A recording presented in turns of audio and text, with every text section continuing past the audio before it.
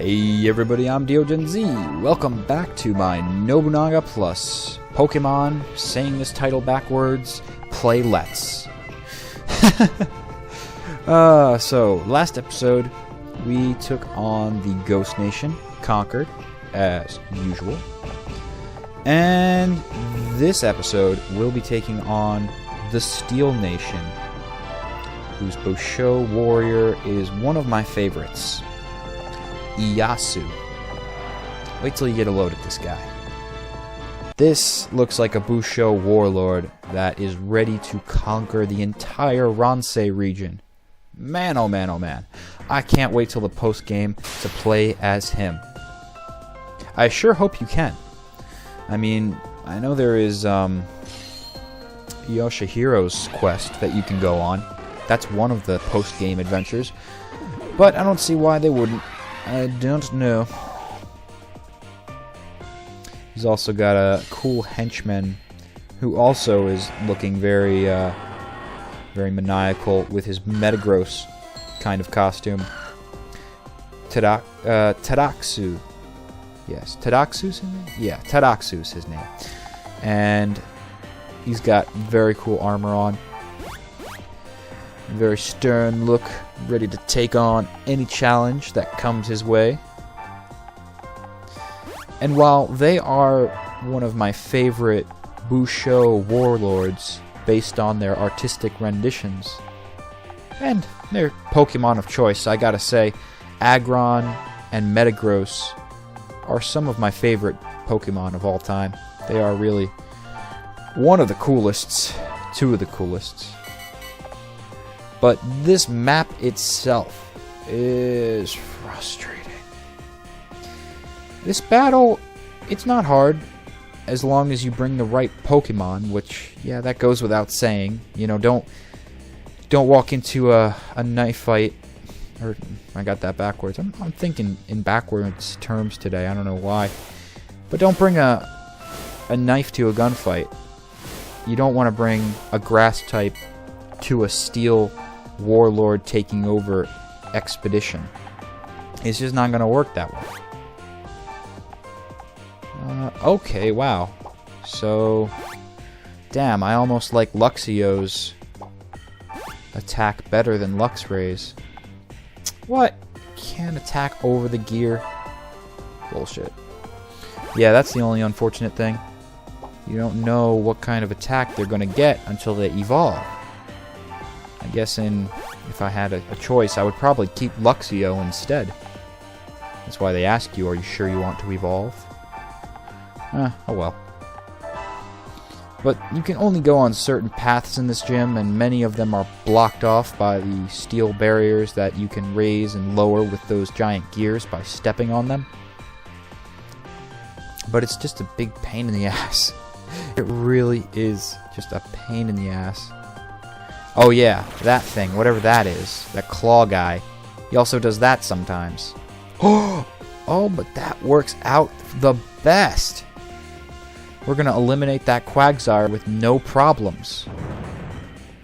Because not only is Empoleon a water type, but thanks to its latest evolution of that last stage, it gains the subtype Steel. So now whatever... Oh no. What does the Quagsire do? I didn't even think about that. Quagsire is partially a ground type. If he uses Mud Ball, that would be super effective. I was anticipating it to use a water type move. Alright, fingers crossed, fingers crossed. Let's see what it does. Let's see what it does. But it's cornered right now. It has nowhere to go. Nowhere to run this time. And we are going to pound it with Hydro Pump. Yeah, but this overall map, not my favorite. Not really so good. I could do without it. It's just... bleh. I guess it's kind of cool in a way, kind of. Like if you've got hours to waste. No, I'm kidding. It's not hours long to beat this. Obviously, you've got still a turn limit. So, this is probably one of the more expert maps, if you could say. You know, one of the more skill-defining type of maps where the player really needs to get it together quickly in order to attack the Busho warrior in time. Otherwise, you're going to run out of turns, and all your efforts would have been wasted. Bye-bye, Chimecho. Oh, great. I love that claw machine. Normally, I just steer clear of it, which I recommend all of you do too, because if you are on a path to take out one of your opponent's Pokemon, you don't want to be interrupted in that warpath. But, you know, it's good when they walk into it blindly, because it works out for our benefit. It's random, too, so don't think that every time they hop on, or not hop on, but get picked up by that claw, that they're going to be landed right in front of your team. It doesn't always work that way. Sometimes it's more advantageous for them. Die of fire. I always thought that Chimecho should have been a steel type. Just because it's a chime. And it's... what is this? Psychic type? It's because I've never used Chimecho. Chimecho is almost like a myth, in a way. In a way. I don't even know where you see it in the Hoenn region. I just know it exists. That's the funny thing. I didn't start seeing Chimecho more often until the 4th generation, believe it or not, with Chingling. The pre-evolved form of this guy. Yeah, I'm pretty sure it's a psychic type. I'm basing this off of my card knowledge, though, so that's kind of iffy. Since there is not every single type that there is in the video game, in the card game, I don't know. I'm pretty sure it's a psychic. You comment below if I'm wrong. It's cool. I like to be corrected. No, I don't really like to be corrected. I like to learn, is really what the thing is. If the corrections are correct, cool. If somebody is just trying to be a douchebag and post a comment to just seem like they're cool, not cool. You know, that's douchey. You have some good vital information, please, I will welcome it with open arms. But if you're just gonna launch hate attacks on me because, I don't know, whatever, your contrived reasons, I don't know why you'd hate me.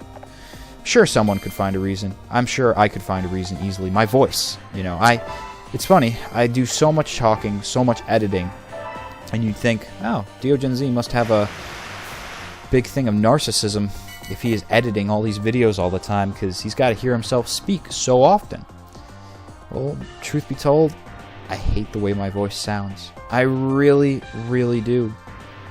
I can't stand it. I listen to it, and my mom will play a video on her phone or something, because she's just, subbed, of course.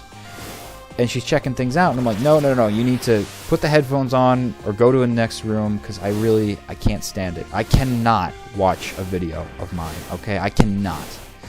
In fact, of all my over 1,000 video history on this channel, I don't think I've watched one of my videos all the way through once. I've watched Vlad's videos. I watch his videos all the time. But that's not my voice. That's not me. So it's good to have him on the channel. Sometimes I feel, though, having Vlad on the channel confuses people. In a way. In that, they think that this channel is all about Minecraft sometimes. There's a stream of comments, channel comments, that sometimes come in that say, hey, more Minecraft, more Minecraft, more Minecraft. And that's cool for Vlad. But honestly, this all got started with Pokemon, so I would like it to see more Pokemon-esque comments. Oh well. Vlad's a good guy. I hate my voice. And you might be justified for hating me too. It's funny. So I saw on a recent Planet Poke video I uploaded of my figure collection, which is actually really cool. If you guys are Pokemaniacs, which I assume so, watching a Japanese import, I don't know who else would watch it but a Pokemaniac. I posted that figure collection of all my collectibles. Not all, I shouldn't say all. A good majority of them. And I got some comment that says, you suck. And that's it. And I hate those comments. Not because it's insulting. Like, that's cool. Insult me. That's just fine. you know, I like constructive criticism because a lot of what you guys tell me every day on the comments, I try to integrate into what I do. Whether it's something as little as a pronunciation, a fact check, joking about how I suck, and remembering what type combinations I've been out. You know, it's all a good thing, and we're helping each other become better people in that sense. But when you just say, you suck, that's it. That's the best you have. You can't even come up with a extravagant insult. Just, you suck? Really? That's all? Just, fuck you, dude. Fuck you. And I guess that's being trolled, right? I guess I was trolled, but I'm not mentioning that guy's name, so no props to him. I don't even know who it was, because he's an asshole. I didn't bother to look. I'm like, you suck? Really?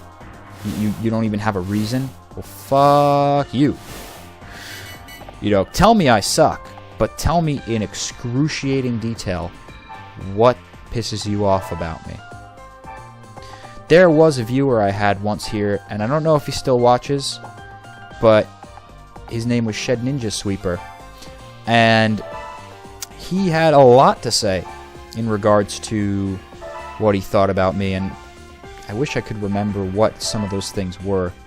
Not trying to insult the guy, it's just you get a lot of comments all the time on so many videos that you tend to forget what each one of them said, but I remember he had a long rant about something of how I used the audience to my advantage. And I think it was during the S1978 days, which if you don't know what that dealio is all about, that was when Prop S1978 was out, which was essentially the first SOPA. You know, that was the first attempt that the American government made. Well, maybe it wasn't the first, I should say. The Patriot Act was, you know, it was pretty fucking deadly. But it was the first of new wave of attacks on the internet, of trying to censor it and control it. And what I did was make a video about how I was most likely going to jail for producing LPs, because the way that they had written out S1978, as they have been with SOPA, PIPA, CISPA, fuck you, whatever it is that any copyrighted content, which means anything like that I'm doing here on YouTube, and you have to keep in mind, this was at a time where I did not have partnership with Fullscreen yet. I think I'd be in a better boat than I was back then, because I would have legitimate rights to upload like I do, like I get upload rights for monetization on these videos. So I think I'd be cool there, but back then I was like, oh great, just because I'm putting out something that a company copyrighted, I'm gonna get slandered for it, I'm gonna get thrown in jail. So, you know, I made this video and Shed Ninja Sweeper was like, oh, you're just using your subscriber base to your advantage, and you're using it, you know, kind of like as pawns in a game of chess. I didn't see it that way, but I'm glad that he said it like that. And he not only just said that, he said a couple of other things. And he's been a fan too, you know. He said good things, he said bad things. He's a cool dude. I think he's awesome because he speaks his mind, and he's not afraid to tell you, you blow. And he'll tell you exactly why. I appreciate people like that. You know, I appreciate people with something to say. If you don't have anything to say, get lost. I really have no time for anyone who is just on autopilot. I'm looking for people who've got true stories, who've got real life experience, and who want to share that experience to further the betterment of others. That's what I'm looking for. I don't know about you. That's what I'm looking for. So last episode, I was getting pretty impassioned about the short-sightedness of our energy companies. And this, you know, this being a steel-type stage makes me think about it all the more. Really grinds my gears. Get it? Grinds my gears that we have such a limited view. It seems like America and just the world in general, when it comes to development, if there is such a thing as a developed nation, I mean, yeah, economically there is such a thing, sure. but we're not at all developed, really. We have a lot of patches. We have a lot of rats' nests supporting our systems right now. And I'm not only talking energy, I also mean economic as well. Political, definitely, with all the fucking lobbyists. But, you know, it's best explained in a way, simplicity-wise, of how my grandfather says it. He was an oil burner mechanic his whole life. He's retired now. And when he would go in on the job, he never knows what to expect. You know, it's a company who's using industrial-sized oil burners. And they've got a high production yield, as every company does, to, you know, mass produce. Now, sometimes that results in not so great care of the equipment. And sometimes he would come across an electric box, a panel box full of wires. The way that it's supposed to be is they're all supposed to be labeled, they're all supposed to have their specific slot on the board, and it's supposed to be very organized and neat. But instead what it is literally a rat's nest. It's just a jumblement of red, green, yellow, blue, all kinds of crazy color wires going all which way direction. And, you know, he's like, oh, and they wonder why this thing melted down. And it's so funny, too. We've got, you know, speaking of his past oil burner mechanic jobs, and dealing with those sorts of people who just wanted to put a patch on and not actually do the right kind of thing. You know, he would sometimes come to a place that wouldn't even allow him to take pictures, which was a part of his job. You know, he had to take pictures for his company as a reference. And they would come up to him and say, no pictures, no pictures, no pictures. Okay? No, I want to see that camera, no pictures. Knowing that they're doing something wrong. That really, again, grinds my gears, because you know damn well what you're doing is diabolical. Yet you continue anyway. And that's what really pisses me off about this whole nuclear situation. And it extra pisses me off, as if I wasn't already irate enough, that I have no say in it. That's such bullshit democracy that is flouted throughout this American government system. You know, I recently got the ability to vote. I haven't found one thing to vote on that I care about. And I know that sounds short-sighted, like, oh, Dio, you're just not out there in the world. You're just stuck playing Pokemon, you know. You should really look into it. I'm sure there are some things you could vote on. I sign a lot of petitions, a lot of change.org things, because those are started by real people. At least what I think are real people. And if it's a cause I believe in, I want my name to be on it. I want people to know that I support that cause. But in American politics, you really have a very slight alteration. You have a very small vote when it comes to what happens. You might be able to choose who gets into office, sure. If you can do that. I'm not even going to go into Hacking Democracy, that documentary that I saw, but that was stunningly just awful. Look it up, though, if you want to be displeased and dismayed at the American government some more. But if you do have the right, you do have the privilege, whatever, to be an American citizen, to elect your officials, you don't control their decisions. You just get them into office. And you don't even really have snowball's chance in hell. Now, I don't understand what this is. This is what pisses me off about this map. You can't just up that staircase or up onto that little metal platform. I don't understand that at all. If anybody knows why that is, comment below. Yeah, but you can get them into the office, but it's like Obama. Perfect example. You know, change. Well, that's a kind of vague idea, but it's what everybody wants. Everybody wants change. We had enough of Bush. We had enough of the economic and ecological policies he put into place and dismembered all simultaneously at once. So we thought change was what we needed. But that's just the thing. It's an ambiguous change.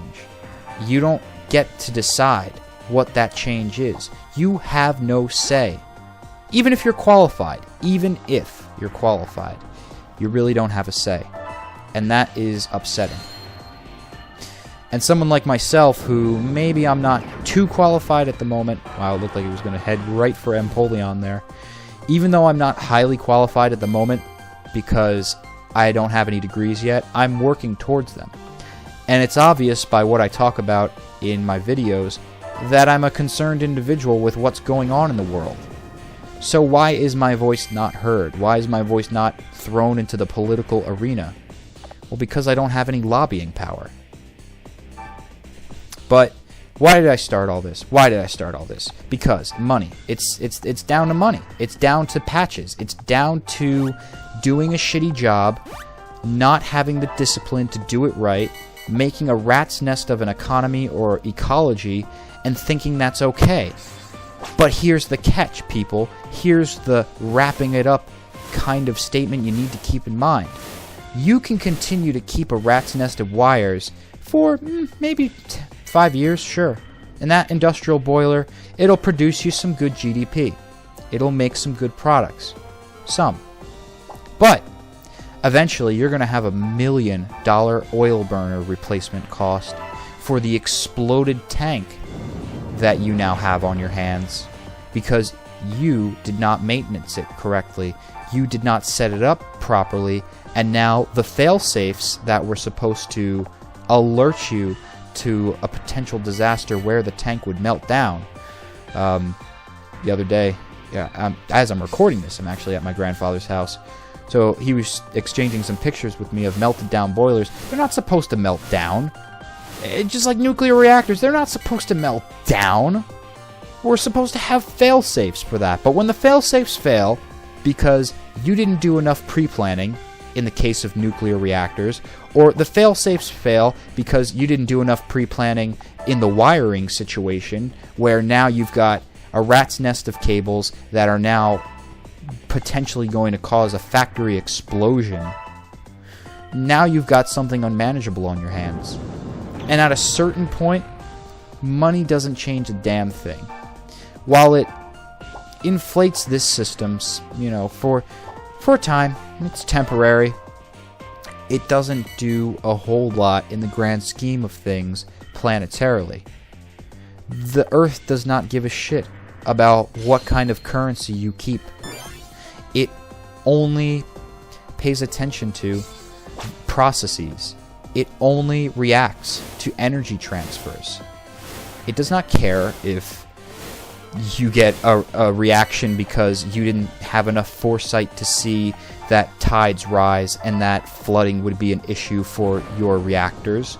No, it doesn't care. It's going to keep doing it regardless.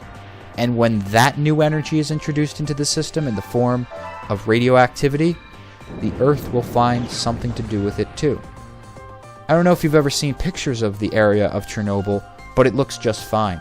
It looks like a grassy wonderland. Plants are burgeoning there quite plentifully. So plants have no problem with radiation. We do. So that might be our extinction. We might have achieved already our own extinction just through culture. Because culture tells us that this method of conducting business is acceptable. This method of ignorance, of not recognizing the inputs to what solution you're putting forth has. What caveats are there? That, because of culture, will lead to our demise. Ignoring the fact that this laptop, which I am bringing to you, this production today, is all brought to you by slaves in mines of countries I am not even familiar with, that kind of ignorance breeds empathy in the system. And that's why you don't get change so often. That's why there's such stagnation in politics and in environmental policy. It's because people are culturally bred to not care. They're culturally told to not pay attention to these things. Don't worry about it. Look the other way. As long as you on the surface see something shiny and presentable, then everything is okay. It's not okay, obviously, and that really concludes my rant for radiation and nuclear power. This whole thing started last episode when I was talking about why I wanted to go to Japan. I think it's kind of obvious. I am an otaku after all. And how I'm not going to be able to go there now because some asshole engineers and politicians thought it would be a pretty cool idea to put a giant sun on the planet. And not just one, but a couple. You know, just in case these things would like to explode, make it interesting for us. You know, we like to have minefields of radiation. We never know when it will get us because it goes against our logic of our culturally bred ideas. Because we can't see radiation. It has no shine or luster to it. Anyway, I'm DeoGenZ. I think you get the point. I'll see you guys next time.